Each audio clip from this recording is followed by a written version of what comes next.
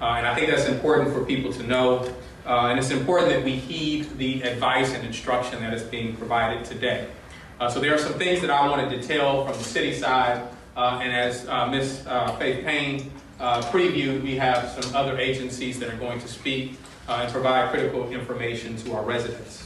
The event will be similar, potentially, to what we experienced in 2020. As of right now, there is likely already water on roadways in parts of downtown Jackson. I want to state, our immense sensitivity and deep regards for those that are already suffering at the hands of flash flooding. We know there are several communities that are already suffering in that regard. This event that we are preparing for is related to the Pearl River. And so we expect somewhere by Monday into Tuesday, many neighborhoods will be impacted. Riverwood, Westbrook, Canton Club area, etc. I have a more exhaustive list that I will share at the conclusion of our press conference to prepare other communities that we believe could potentially be impacted by these waters. I think it is important that our residents prepare in advance. We don't want to take for granted that we've seen these experiences before. It is quite possible that you live in a community that has been advised could potentially see this water, and maybe you weren't impacted in 2020. We cannot make assurances. If we are advising you that you are in a flood-prone area or in an at-risk area, and you will see us before you over the next couple of days frequently. This will be a team that will be joining you very often. If we instruct you that you are in a risk area or a high-risk area, please heed that advice. We're calling for voluntary evacuation to take place over the course of this time in the areas that are expected to be affected. Sandbags. Thank you to Hinds County and to MEMA for making sandbags and a sandbag machine that helps us fill these sandbags quickly. But sandbags are available right now as I speak. So any residents that have the ability to prepare in advance and can get down to Michael Avalon to get to these sandbags, we encourage you to do this now. As when we get closer to the expected time of the crest of the river or the potential crest of that river, we know that we will be inundated with people who are trying to get their sandbags last minute. And so I want to encourage our residents to do that as soon as possible. We're working to open shelters as needed. That information will follow later as we identify the exact locations and get closer to that event. But if there is information that can be provided of potential people who are in need of being housed in a shelter, you can call 311 and provide that information so that we can create a database of those individuals, and that will help with the preparations to do so. We're working, as I stated before, and as this team always comes to our aid, we're working with Hinds County, MEMA, the Hinds County EOC, JPD, and JFD to prepare in advance. In 2020, it came to the point where several of our residents did not heed the instruction and the advice to evacuate, and we literally had to have our law enforcement divisions, both the county and JPD, to go door to door, knocking on homes and telling people that the circumstance was critical. And even with that instruction, there still was a need to bring boats from Wildlife and Fisheries to actually rescue people from their homes, and we do not want to see that. We can assure you that we can get to you as soon as possible if you find yourself in that condition. We're working with Public Works to set up a number to help those who are in need of assistance to evacuate, and we will conduct regular press conferences, as I said, to update you day by day as frequently as possible. I will present more information at the conclusion of this press conference.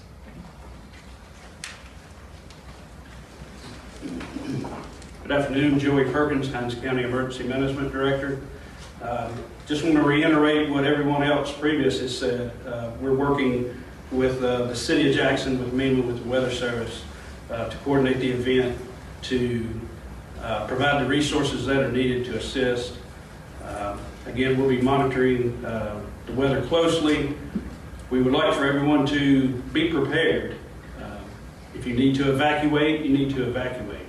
But again, pay attention to what we're saying here, and if you need to evacuate, just be prepared. Thank you.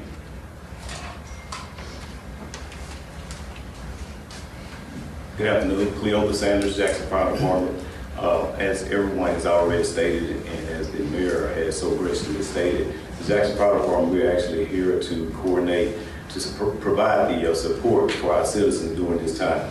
Our firefighters are boots on the ground firefighters who are training monthly to be able to respond in these type of situations.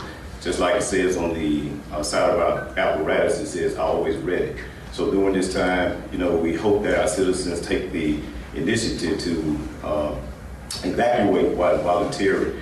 But if that's not the case, and if there's an emergency that arises where a citizen is stuck, our firefighters are ready to respond. We have 4 boats already hooked up to our trailers with to be deployed in that event. So if a person is trapped and they need rescuing, our firefighters are here to assist during that time. And we just ask everyone to take heed to the warning and go ahead and prepare now. Make a emergency kit. If you have to leave home, go ahead and put together a kit, with water, cell phone, battery charger, and things of that nature, your medicines, things for your pets. And make sure that if you are in an area where there's standing water, please do not walk through the water, and please do not drive through the water. We ask that you turn around and don't drown, and make sure that you're able to live to see another day. So we thank everyone who is here that we will be partnering with, and we just ask that our citizens pray that we prepare for the worst, and hope for the best. Thank you. Right, good afternoon. Joseph Wade, Assistant Chief of Police. First of all, I want to give condolences to the families who've been impacted by these floods. Our prayers are with you. The Jackson Police Department has all boots on the ground. We are always prepared for these types of situations. We'll be going to our incident command format. Any resources that we have will be available for this situation. Thirdly, preparation. Take precautions. If you see a tree down, don't try to maneuver around it. If you see a power line down, don't try to maneuver or get around it. If you see standing water, go the other way. If you have no reason to be maneuvering in these locations where standing water is, or this event is possibly gonna hit, don't go that way. Help us protect you. Thank you. Good afternoon. It's Tyree Jones, Hinds County Sheriff.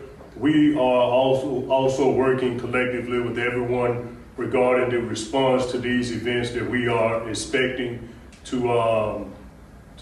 that we will encounter within the next several days as well. We will be providing law enforcement resources along with other resources as well. We also ask that everyone take heed to the warnings, make the preparations that are essential for you and your families, as we do expect some people to be affected by this as well. Another thing that's very important, we are not only expecting it to affect the city of Jackson, there will be parts of Terry, Mississippi, in the Rosemary Road area as well that we expect to be affected by this as well. And we do have a plan in place, and we will continue to monitor that area and provide resources to that particular area as well. Again, we know that this is very important. This is very indeed an event that could potentially cause danger not only to property, but to individuals as well. We just ask that everyone take heed, and if you're in need of 911 assistance, feel free to contact the Hinds County Sheriff's Office as well. Thank you. Good afternoon. Credell Calhoun, President of the Board of Supervisors. We have our administrator here and one of our board members, David Archer. And we are with the city of Jackson and the people of Hinds County. We know that we went through this when we first got elected in 2020, and we prepared to do the same things that we did at that time to make sure that you were as safe as possible. Everybody said, if you are advised to evacuate, make sure you evacuate. We were out there as board members trying to help get people out of the water that were not, did not heed to what was told to them to evacuate. So evacuate, be sure. It's not easy to get you out if you don't evacuate yourself. We have to get boats, and people have to put themselves in danger to get you out. So make sure if your area is supposed to evacuate now, we want you to evacuate. Thank you so much. I want to follow up on a few things that I said in my remarks a moment ago. First and foremost, with relation to the sandbags. If you are an elderly resident or you are immobile for one reason or another, please call constituent services. You can call 311 and we can get you connected to constituent services for those sandbags to be delivered to you. I'd like to thank not only all of the corporations that have supported the city of Jackson over the last few weeks with water donations. I'd also like to take a moment to thank Commissioner Willie Simmons. I think it was provided 15 pallets of water to be dispersed evenly through each one of the wards. We will be coordinating and we will be talking to your council person for them to coordinate water distribution.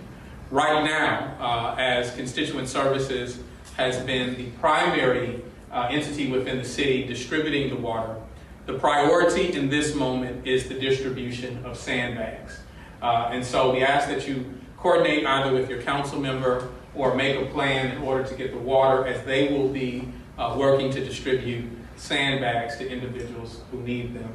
And then I wanted to go through the exhaustive list of streets that may be affected if the Pearl reaches 36 feet.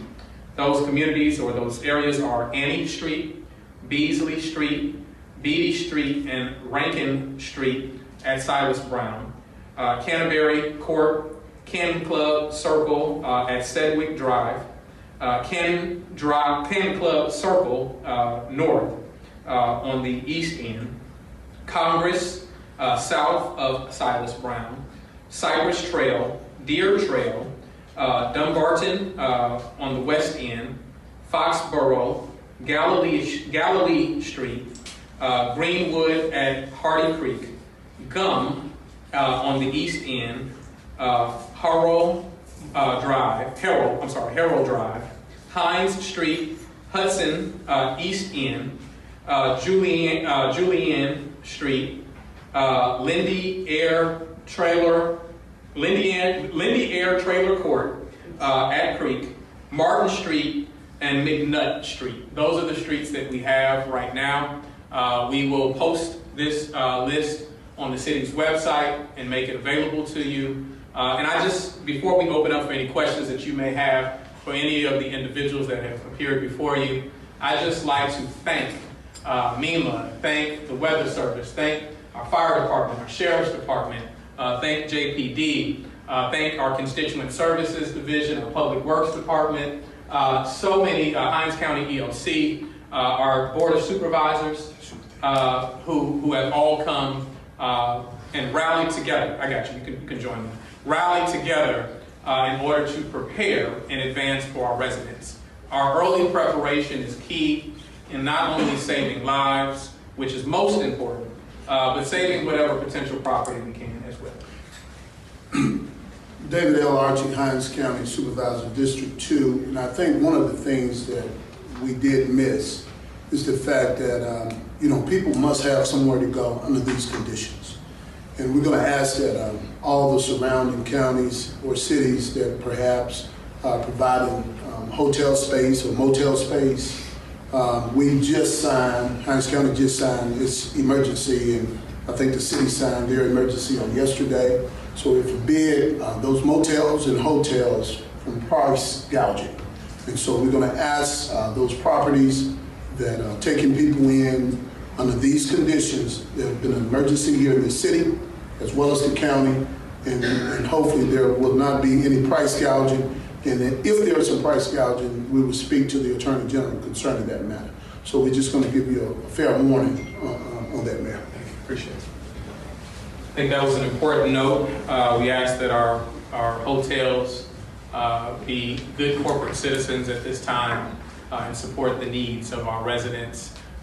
We ask that if you do have a family member, if you do have preparations for evacuation, that you pursue those first, and we leave the shelter space for those individuals who have the most critical need for that shelter space. With that, questions? Yes. Well, that's Mayor Chokwe Antar Lumumba and other Metro leaders wrapping up a press conference as the city prepares for flooding along the Pearl River. Now, the mayor has declared a state of emergency as the Pearl River Valley Water Supply District has increased the discharge from the Barnett Reservoir, and river levels in Jackson could go to as high as 36 feet. The Barnett discharge response is to the heavy rains that we've had in the metro over the last 2 days. The mayor also issuing a voluntary evacuation for people who live in areas that will likely be impacted. MEMA, Hinds County officials, and city officials all saying they're prepared to respond to the situation. The mayor says there will be more updates in the coming days. He mentioned several streets and areas that could be impacted by this water: Riverwood, Canton Club, Beatty Street, Congress south of Silas Brown, Galilee Street, Martin Street, and several other areas along the Pearl. There will be more additional information coming from this city very soon. The mayor says now is the time to get prepared, especially if you happen to be in one of those high-risk areas. Sandbags are now available at Michael Avalon Street. There will be more information, the mayor says, in the coming days for shelter locations for those who need them. We're going to have much more on this coming up at 4, 5, and 6 on 16 WAPT.